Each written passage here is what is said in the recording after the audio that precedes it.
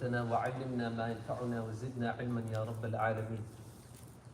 As we go through Imam Bukhari's Al-Adab al-Mufrad, we've reached the theme of illnesses. And previously we mentioned one of the du'as that the Prophet ﷺ would make when he would visit someone. He would say, As'alullah al-Azim, Rabb al-Arsh al-Azim, an yashfiyahu. That I ask Allah subhanahu wa ta'ala, the Almighty, the Rabb al-Arsh al-Azim, the Lord of the mighty throne, to cure that illness and to cure that individual.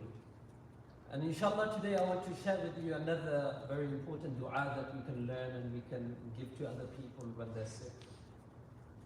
Ibn Abbas radiallahu anhu, he reports, as stated in Bukhari, that أن النبي صلى الله عليه وسلم دخل على أعرابيا وكان النبي صلى الله عليه وسلم دخل على مريض يعوده فهو يقول لا بأس طهور إن شاء الله.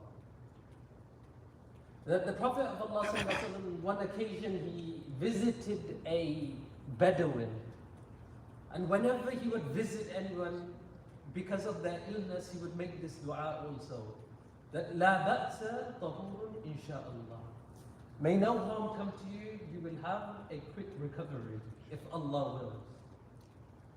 And so this individual, this Bedouin, through his naivety, he said that طهور كلا بل هي حمى.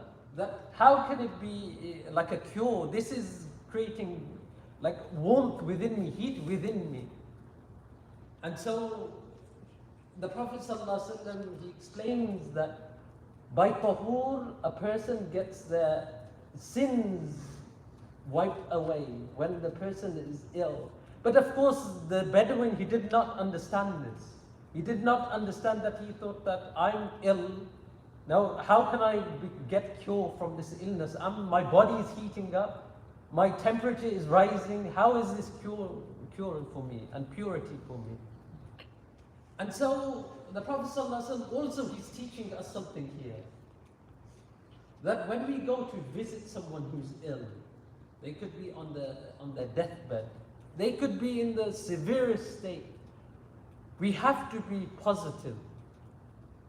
When we go to visit someone in the hospital bed, they could be on the throes of death, but what does the Prophet ﷺ, he says that لَقِّنُوا مَوْتَاكُمْ.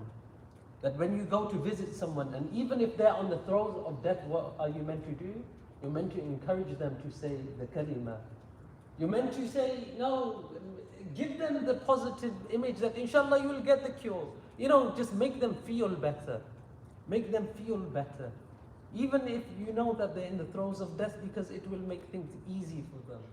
And so this is actually an etiquette of the sunnah, that when we go visit someone, rather than saying, negative things and, just showing a face, how was your operation? Like, lighten the mood, especially if someone's had a big operation or something like that. Lighten the mood up, have a joke, say something positive, so that the person, they don't feel the effect. They don't, sometimes we have what they call the placebo effect as well, right? That sometimes, especially, I see it so much with like my own family, the elders, once we reach like 50 or 60, we'll say to ourselves, we feel old, right? We'll say, I'm so old, I've reached 50, I've reached 60. And in turn, that will psychologically make us feel ill and weak. We'll automatically, once we hit 60, we'll pull the chair out, right? Because our mentality's made it like that. But if we say to ourselves that, no, I'm strong, it will have that positive effect on our body, on our mind. Inshallah, it will give us strength. So inshallah, may Allah subhanahu wa ta'ala give us long lives and give us strength. And remember this adab and etiquette, that whenever we visit or we see someone that is ill, we visit them, be positive, say good words, lighten the mood. Inshallah, this is also a practice and a sunnah of our beloved Prophet Muhammad sallallahu alaihi wasallam. Allah subhanahu wa ta'ala cure our individuals who are ill, our brothers, sisters, uncles, aunties, whoever it may be that are in the hospitals.